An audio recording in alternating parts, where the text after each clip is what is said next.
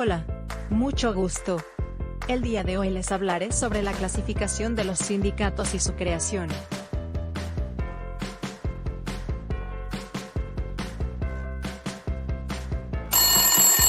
Oh, una llamada, ¿quién será? Hola Marta. ¿Cómo estás? Hola Renata. Súper bien, gracias. Tengo entendido que tienes conocimiento de la organización sindical. Quería saber si podías aclarar algunas dudas que tengo. En la empresa que laboro varios compañeros estamos animados a conformar un sindicato, porque sentimos que están vulnerando algunos de nuestros derechos. Nos interesa saber todo al respecto del tema, sus tipos de sindicato, cuántas personas se necesitan para conformarlo y qué exige la ley. Lo primero que te puedo recomendar es que, si tienen la intención de crear un sindicato, háganlo de manera prudente o reservada para evitar que se filtre la información, y tengan inconvenientes o represiones por parte de su empleador. Por otro lado, pueden pertenecer al sindicato los trabajadores que tengan contrato de término fijo e indefinido, y como mínimo para su conformación se requiere de 25 trabajadores que estén de acuerdo para su creación de acuerdo a la ley. Por experiencia les recomiendo que si pueden agrupar un poco más de trabajadores mínimos exigidos, ya que si algún trabajador cambia de parecer, y se retire, no queden incompletos y puedan fundarlo. Entiendo. Según lo que me dices, cualquier trabajador de la empresa puede pertenecer al sindicato sin importar su tipo de contrato. ¿Y cómo se pueden clasificar?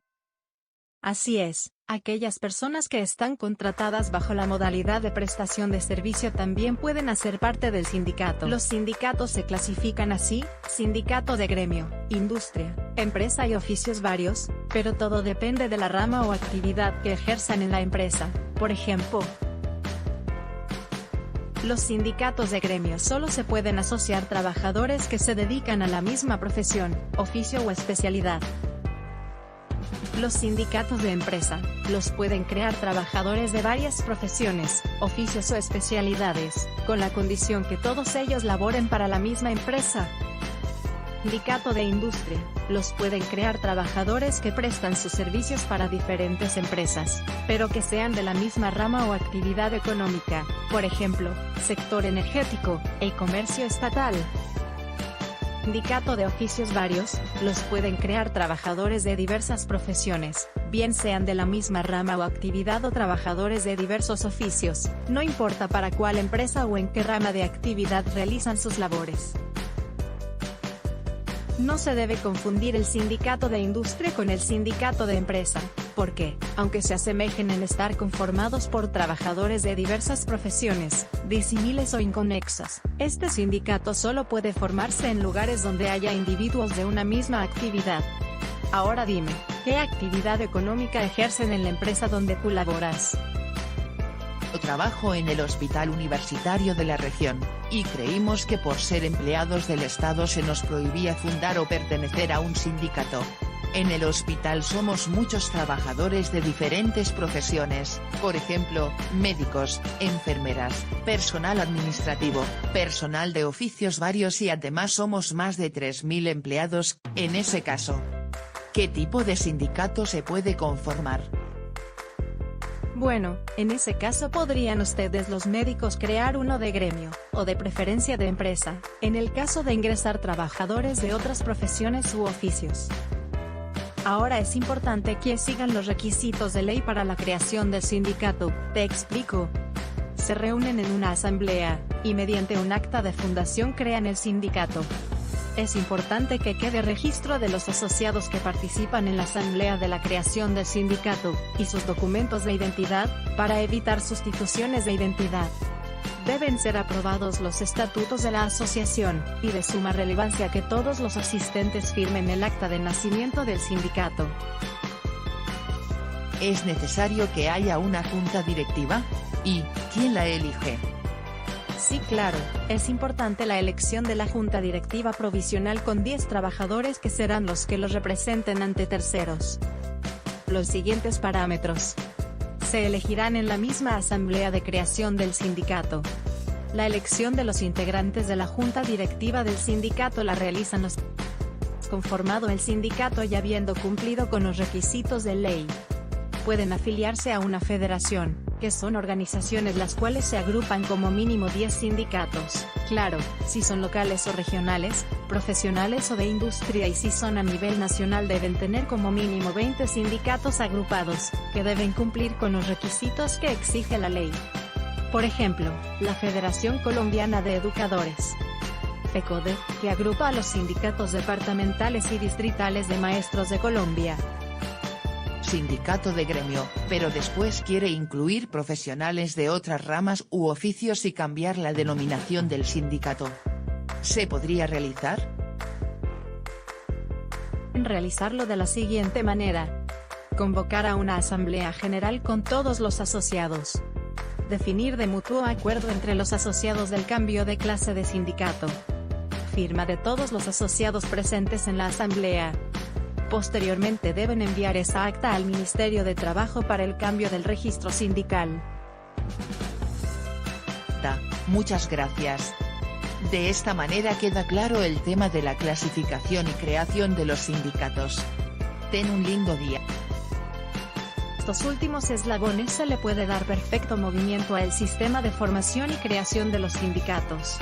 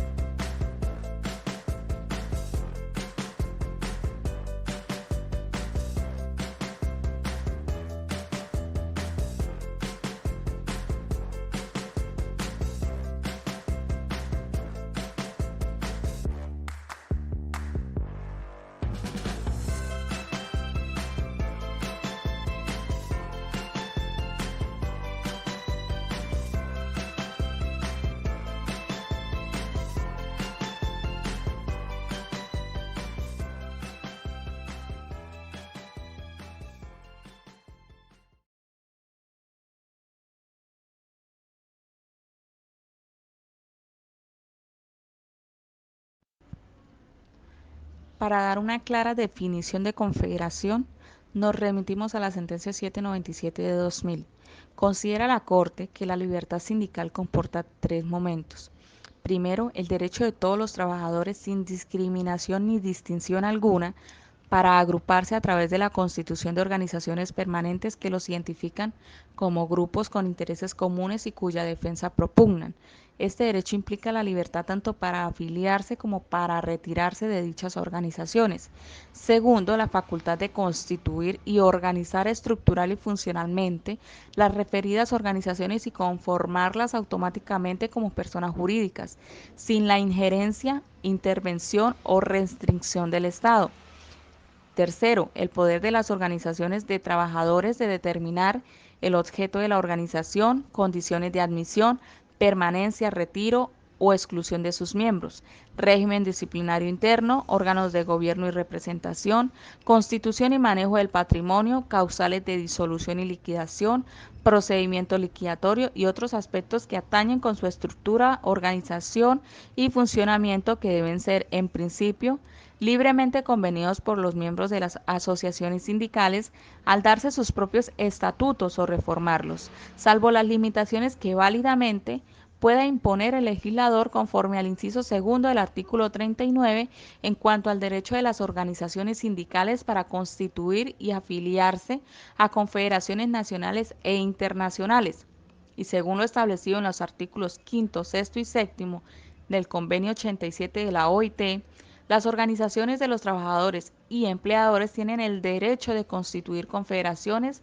sin necesidad de que el Estado otorgue el reconocimiento de personería jurídica.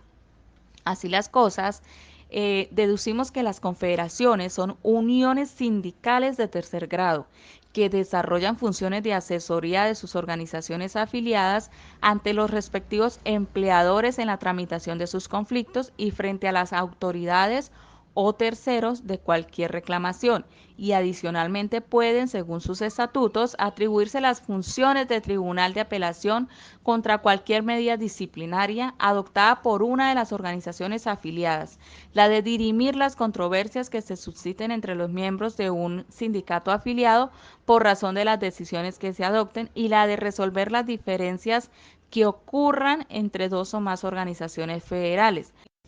Las confederaciones tienen normas específicas, primeramente en el Código Sustantivo del Trabajo, capítulo 10, entre los artículos 417 al 426, también el decreto 1072 de 2015, que es el decreto único reglamentario del sector del trabajo, en su título segundo, que nos hace mención sobre sus relaciones colectivas laborales, y en su capítulo sexto, que nos habla de la conformación y las funciones de las confederaciones. Las confederaciones legalmente constituidas antes del 19 de julio de 1978 continuarán subsistiendo así no cumplan las reglamentaciones expuestas con base en el decreto 1469 de 1978 en su artículo 28. La confederación sindical se define como la organización que asocia a las federaciones, una unión sindical de tercer grado que requiere un mínimo de 10 federaciones y ninguna confederación admitirá federaciones que en sus sindicatos sean subdirectivas, seccionales o comités que se encuentren afiliados a otras confederaciones de la misma índole, sin autorización de las subdirectivas, seccionales o comités de sindicatos, si estos se afilian sin su consentimiento a una confederación sin que lo haya dispuesto la Junta Directiva o la Asamblea General. Las funciones de la Confederación es dar fuerza y apoyo. Este apoyo viene a partir de organismos internacionales y sindicales y una red de federaciones comandadas o que está en cabeza de confederaciones para dar poder a los sindicatos y captar todos los nuevos sindicatos. Como ejemplo de confederaciones sindicales en Colombia, tenemos tres confederaciones altamente reconocidas. En primer lugar, la CTC, que es la Confederación de Trabajadores de Colombia.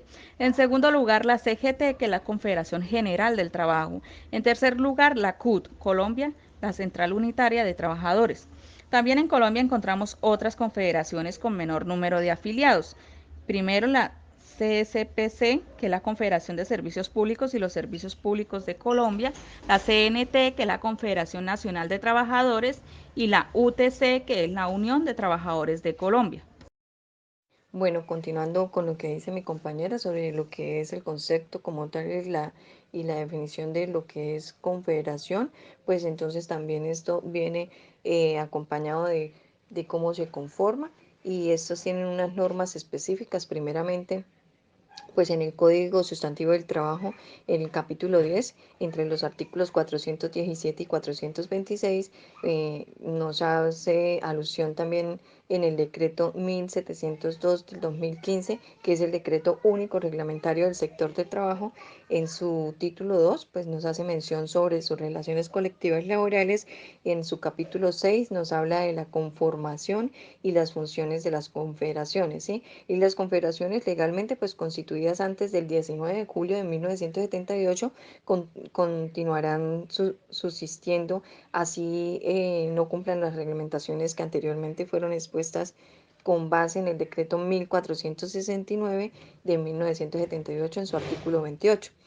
Prohibiciones que tengan las confederaciones, pues no pueden declarar huelga con base en el Código Sustantivo del Trabajo en el artículo 417, en las que habla o aluce que en tales circunstancias pues se justifica constitucionalmente que las confederaciones estén excluidas de una decisión como es la declaración de huelga, que es una cuestión que toca de manera directa y sustancial con los intereses de los trabajadores afiliados y aún con los no afiliados, pues la decisión de irse o no a la huelga compete de manera privativa a los trabajadores que se encuentran vinculados a la empresa y son estos y no las organizaciones de segundo y tercer nivel quienes en su fuero interno pueden determinar en toda su dimensión los efectos económicos y jurídicos que se producen en las declaratorias de la huelga y en relación con el contrato de trabajo.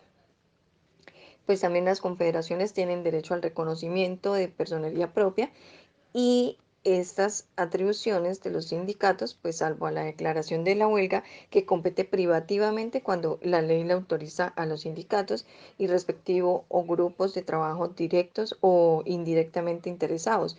Dichas organizaciones pues también gozan de los mismos derechos que los sindicatos y por ellos gozan del derecho a organizar su administración y actividades y el de formular su programa de acción.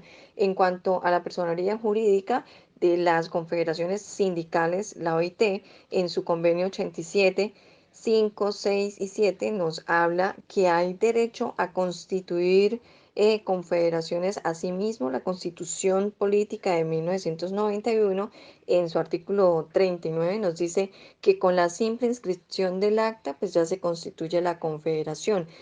Es así como las confederaciones se les exige el reconocimiento de personería jurídica por el gobierno y en cambio los sindicatos pues obtienen su personería jurídica de manera inmediata. El patrimonio lo constituyen las cuotas de las organizaciones afiliadas. Estas cuotas pues son de admisión, cuotas ordinarias y el pago de cuotas extraordinarias. Los bienes pueden constituir patrimonio, donaciones y rentas, ¿no? Pues las confederaciones también pueden afiliar sindicatos si sus estatutos lo permiten. Por ejemplo, en el artículo 422 de la Junta Directiva, en el capítulo 1, nos habla para ser miembro de la junta directiva de una confederación de los sindicatos, tanto de la provisional como de los reglamentos, pues deben reunirse los siguientes requisitos, además de los que se exigen en los estatutos respectivos, ¿sí? El primero es ser colombiano. Segundo, pues ser miembro activo de una cualquiera de las organizaciones asociadas. Tercero, estar ejerciendo normalmente en el momento de la elección la actividad, profesión u oficio característico de su sindicato y haberlo ejercido normalmente por más de un año con anterioridad. Cuarto, saber leer y escribir. Quinto, pues tener cédula de ciudadanía o tarjeta de identidad según el caso indicado, ¿sí?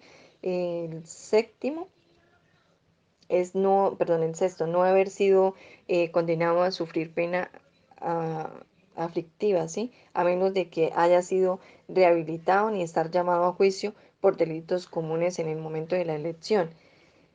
Ya en segunda fase, pues la falta de cualquiera de esos requisitos pues produce el efecto previsto en el inciso 2 del artículo 388, que las condiciones exigidas en las apartes, eh, por ejemplo, en los incisos 1 y 2, no se toman en cuenta cuando el retiro del sindicato o la interrupción del ejercicio de la profesión o la extinción del contrato de trabajo en una empresa determinada o el cambio de oficio hayan sido ocasionados por razón de funciones, comisiones o actividades sindicales, lo cual pues se debe ser declarado por la asamblea que haga elección. Tampoco se toman en cuenta las suspensiones legales del contrato de trabajo. El artículo 424 es concreto cuando dice que directiva provisional de la directiva provisional de una confederación sindical ejercerá el mando hasta la primera reunión posterior al reconocimiento de su personería jurídica y que ésta celebre la Asamblea General.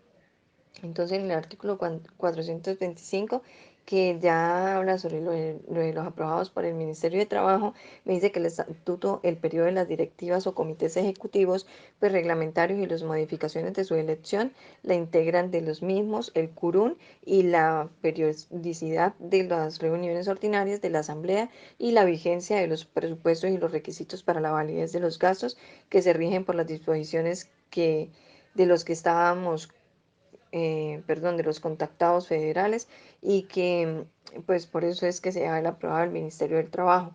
En el artículo 432 son los delegados, ¿sí? Que habla sobre que siempre que se presente un conflicto colectivo que pueda dar por resultado la suspensión de trabajo o que deba ser solucionado mediante el arbitramiento obligatorio, pues el respectivo sindicato o los trabajadores nombrarán una delegación de 3 de entre ellos para que se presente el patrono o a quien le represente el pliego de peticiones que formula.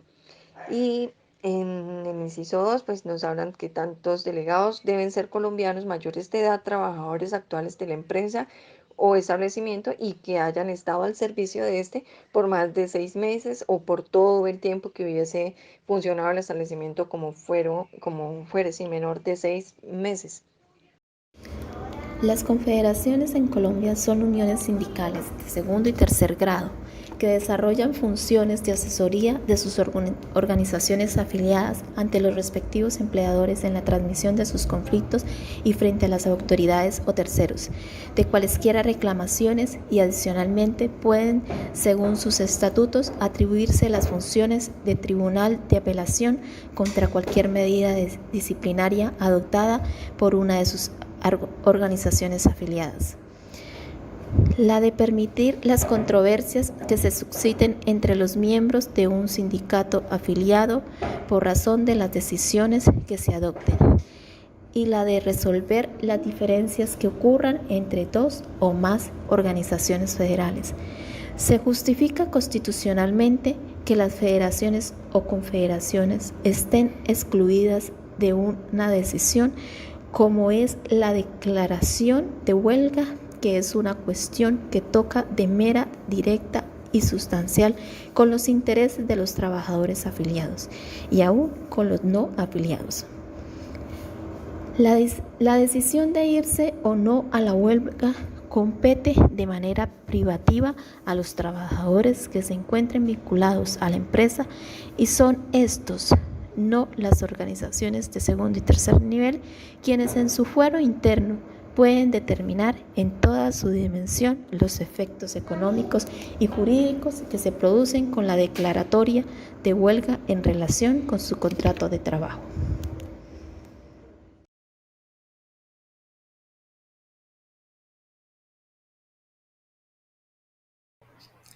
Limitación a la libertad de asociación y cómo se pierde la libertad sindical. Esto es un trabajo para la Facultad de Derecho en la materia de relaciones laborales colectivas.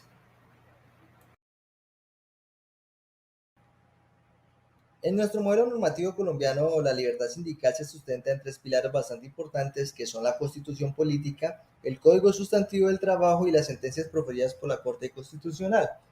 La conformación de un sindicato goza del reconocimiento de un derecho fundamental, como reza el artículo 39, y de protección constitucional como...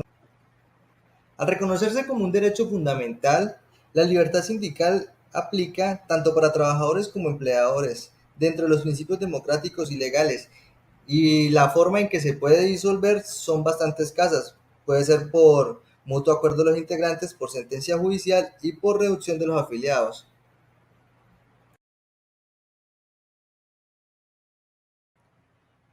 ¿Cuáles son las limitaciones sindicales? Según el artículo 379 del Código Sustantivo del Trabajo, no se puede realizar operaciones comerciales, no se puede ordenar, recomendar o patrocinar actos de violencia, no se puede promover cesaciones o paros fuera de lo permitido por la ley, no se puede obligar a alguna persona a afiliarse o desafiliarse del sindicato. Sanciones contra todos aquellos que vulneran la libertad sindical. Se prevén tanto penal como civilmente. En el artículo 200 del Código Penal dice que todo aquel que perturbe o impida el ejercicio de los derechos que proceden las leyes laborales o tome represalias con motivo de huelga, reunión de asociación legítima, incurrirá en penas de prisión de 1 a 2 años y multa de 100 a 300 salarios mínimos. De igual forma, la resolución 0363 del 2017 contempla una multa de 5 a 100 salarios mínimos.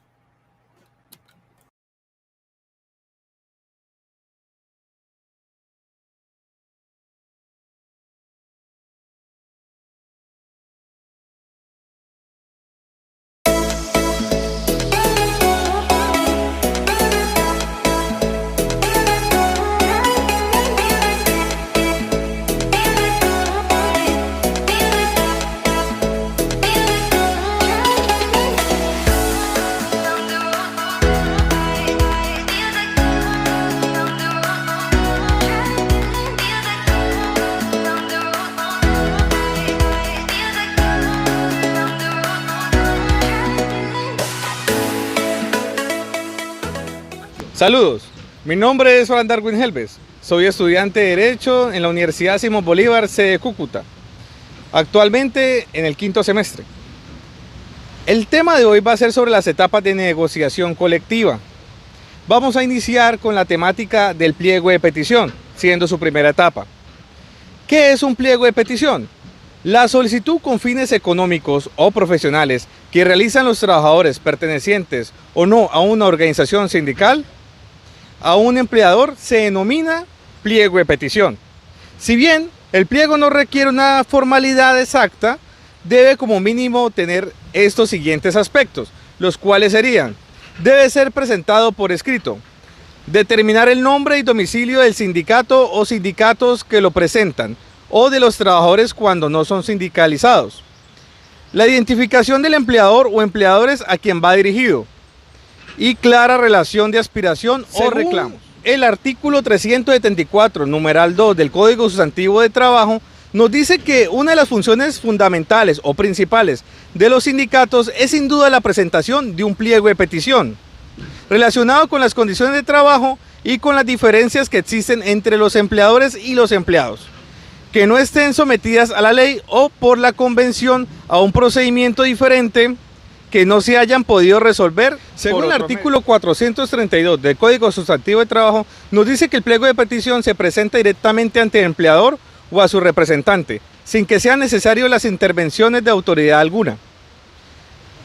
También podemos ver esto en la sentencia de la Corte Constitucional, la C-797 del 2000 y la C-611 del 2008, que nos dice que los pliegos de petición lo deben presentar ante el empleador de la delegación que el sindicato o los trabajadores nombren. El número de delegados y condiciones que deben reunir estará determinado por la organización sindical, como garantía al derecho a la libertad sindical. Según el artículo 376 del Código Sustantivo de Trabajo, nos dice que los negociadores deben ser elegidos por la Asamblea General. El pliego de petición puede ser presentado en cualquier momento, siempre y cuando no exista un convenio colectivo alguno. En caso de que una empresa exista una convención colectiva vigente, es necesario que antes de presentarse el pliego de petición, la convención sea debidamente anunciada, según lo constituye el artículo 479 del Código Sustantivo de Trabajo, de manera que la presentación de este sea legal. En consecuencia, una vez denunciada la convención, se abre la posibilidad de iniciación del conflicto, presentando el correspondiente pliego de peticiones.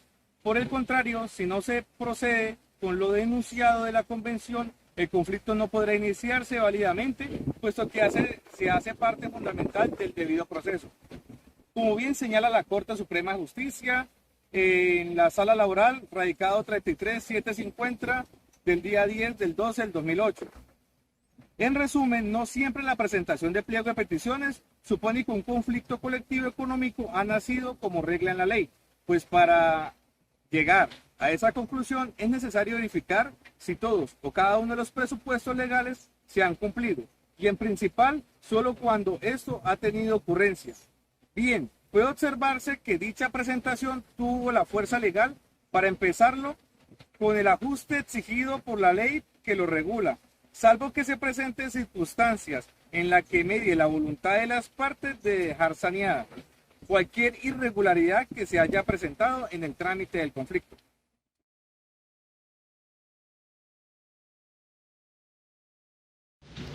Muy buenas tardes, profesora. Mi nombre es Raúl Palacio y quiero hablar sobre el arreglo directo. El arreglo directo se denomina así porque dicha etapa deben intervenir como partes únicamente los representantes patronales y los representantes de los trabajadores. El legislador ha querido que uno y otro sean intervención de terceros y traten de conciliar respectivos intereses. Previo a la apertura de la etapa de arreglo directo, los trabajadores se adoptan y aprueban en Asamblea General por voluntad de la mayoría de afiliados al respectivo pliego de peticiones que ha sido presentado ante el patrono para su negociación, como mencionó anteriormente el compañero Fran. La aportación de las ideas y de los trabajadores para la redacción de los pliegos de peticiones es muy útil. Y aún así la comisión encargada de la preparación del anteproyecto del pliego debe trabajar de íntima vinculación tanto como los miembros de la junta directiva como sus compañeros que van a cumplir las responsabilidades de negociadores. La etapa de arreglo directo es una etapa en la que se busca que las partes de mutuo acuerdo durante esto se puedan participar en forma directa en la mesa de negociaciones como asesores, hasta 2 representantes de las asociaciones sindicales de primero y segundo grado. Esto viene en el artículo 434 del Código Sustantivo del Trabajo y se ha entendido que está en limitación resultado razonable y proporcional maximice cuando pueda. Y también concrete las funciones de las asesorías cumplidas de federaciones y confederaciones que como asociaciones sindicales de segundo y tercer grado. Esto tiene un papel importante que en ciertos aspectos difiere del encomendado a los sindicatos, encargados de asumir la representación de los trabajadores. Digamos que la etapa de arreglo directo, dándole a continuación, profesora, la etapa de arreglo directo tendrá una duración dentro de 20 días de calendario. Estos días durante cuales se alentarán conversaciones de negociación de los pliegos de peticiones. Este lapso de tiempo es probable de mutuo acuerdo entre las partes, digamos dentro de los 20 días que se menciona y durante la máxima duración de la etapa de arreglo directo. Será de 40 días calendarios, que se menciona en el artículo 434 del Código Sustantivo del Trabajo. En este caso, la prórroga debe ser consignada en un acta. Los negociadores de los trabajadores se entenderán investidos de plenos poderes para adelantar dicha negociación. Si al término de la etapa de arreglo directo persistieran diferencias sobre algunos puntos de pliego, las partes suscribirán un acta final que registre los acuerdos y dejarán la constancia expresa sobre las diferencias que subestiman.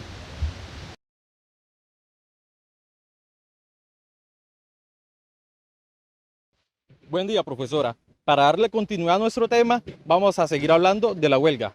Como primera medida debemos entender la etimología de la palabra huelga. Esta proviene del verbo holgar, que significa reposo o estar ocioso. Y el verbo holgar deriva del término folgar, que proviene del latín tardío fallido follicaré, que significa resollar o hacer una pausa. Entonces, para dejar en claro, cuando el descanso se hace de una manera habitual, se le llama holgazán, y cuando se hace como medida sindical, se refiere a la huelga. En Colombia, encontramos que la huelga es un derecho consagrado en el artículo 56 de la Constitución Política Colombiana, y es el mecanismo por el cual los trabajadores hacen la suspensión pacífica, colectiva y temporal de sus labores. Esto se desarrolla con fines económicos y profesionales, y se han propuesto con anterioridad un pliego de peticiones a sus empleadores y debidamente cumpliendo con los trámites establecidos por la ley bajo los parámetros indicados en el artículo 429 del Código Sustantivo del Trabajo.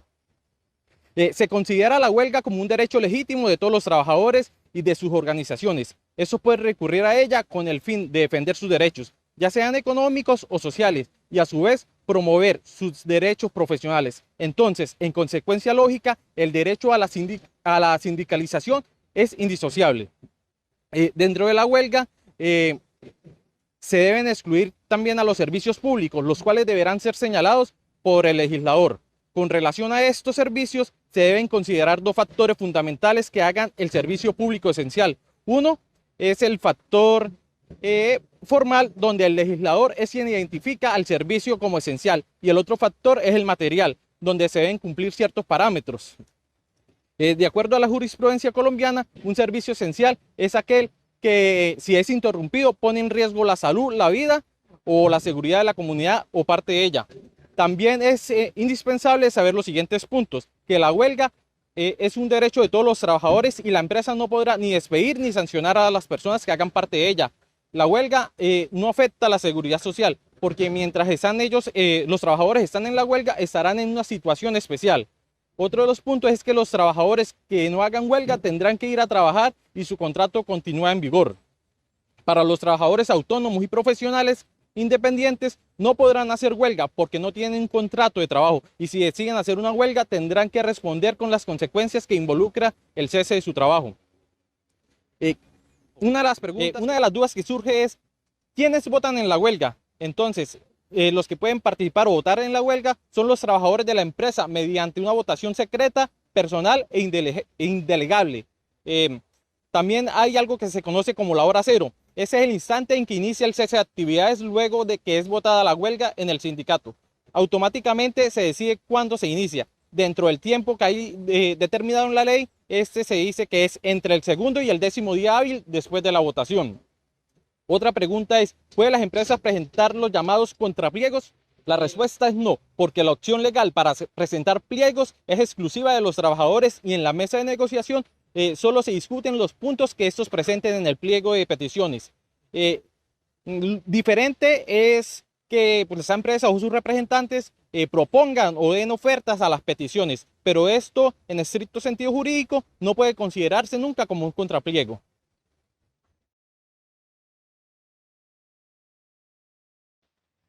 Buenas tardes, mi nombre es Sammy Moreno, soy estudiante de la Universidad Simón Bolívar y a continuación el tema es el Tribunal de Arbitramiento. Para definir, el Tribunal de Arbitramiento en materia laboral es un mecanismo alternativo de resolución de conflictos mediante el cual 3 árbitros transitoriamente administran justicia para resolver de carácter definitivo y obligatorio los conflictos colectivos laborales a través de una decisión denominada laudo arbitral. El objetivo que tiene el Tribunal de Arbitramiento es establecer el procedimiento a seguir para tramitar la solicitud de convocatoria de los tribunales de arbitramiento que derivan los conflictos laborales. Bien, las normas que rigen el Tribunal de Arbitramiento es el trámite de solicitud de convocatoria al Tribunal de Arbitramiento obligatorio se enmarca en los convenios 87, 98 y 154 de la OIT. También están en la Constitución Política Colombiana, en el Código Sustantivo del Trabajo y del Código de Procedimiento Administrativo y de lo Contencioso Administrativo. También, por otro lado, tenemos el Decreto 017 del 2016 y la Resolución 3503 del 2017. ¿Cómo es el proceso del Tribunal de Arbitramiento? Entonces, se tiene que elevar una solicitud de convocatoria al Tribunal de Arbitramiento. Esta la revisarán y la documentación en un máximo de 10 días hábiles. Si no se envían los documentos completos, se dará un mes para llevar los documentos. Si no llegan al arreglo directo, se avisará a la Dirección Territorial del Ministerio de Trabajo que tome actos, certificación de personería jurídica. También deben anexar la certificación de la personería jurídica de la organización sindical. Si los documentos están bien, se dará inicio al Tribunal de Arbitramiento en los 3 días siguientes, cuando sea aprobado por el viceministro de Relaciones Laborales. Para finalizar, se firma y se enumera esta resolución. Muchas gracias.